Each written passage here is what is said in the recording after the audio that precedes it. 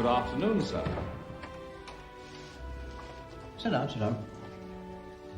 Now, before we move on to the major business of the day, I should like to broach the question of Mr. Bean.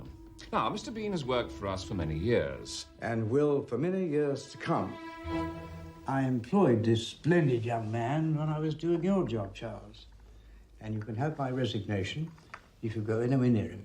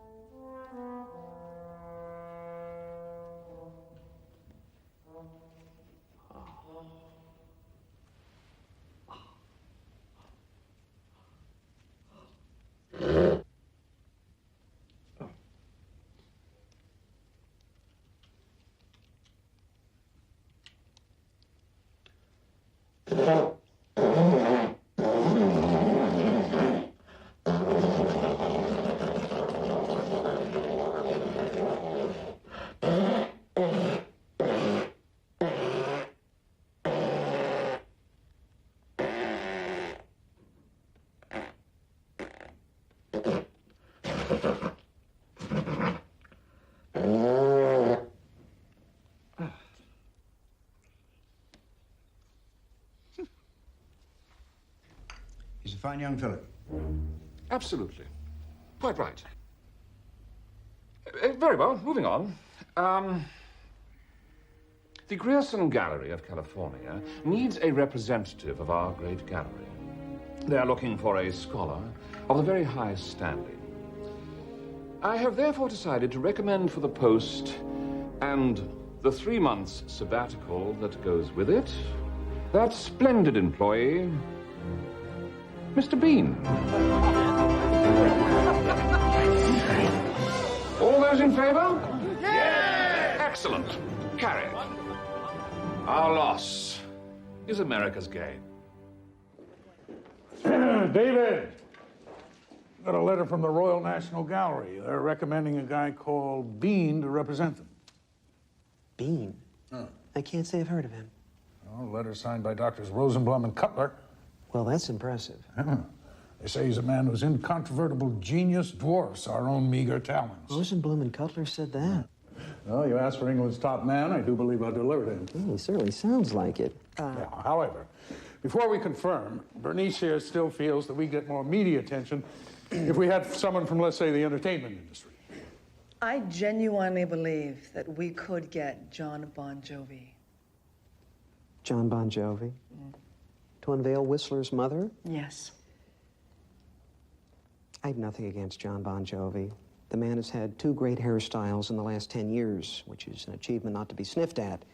But so far as I know, Mr. Jovi knows absolutely nothing about 19th century Impressionism. Certainly hasn't mentioned it in any of his recent songs. No, but David... This is not a rock video. This is a great and serious work of art. And Dr. Bean will give the occasion depth and dignity. You all right? We go with Bean. No. David's our curator. This is David's call. It's his decision, his responsibility. Ultimately, his neck. And where do you want him to stay? I have a rather interesting idea. Here? In our house for 2 months? Oh, David, what, suddenly there's no hotels in Los Angeles? Okay, there's no need to get excited here. I just thought, this is the Royal National Gallery of England's top man. I thought it'd be very exciting to have around, to learn from, and talk to, and... So do we know anything about our new best friend?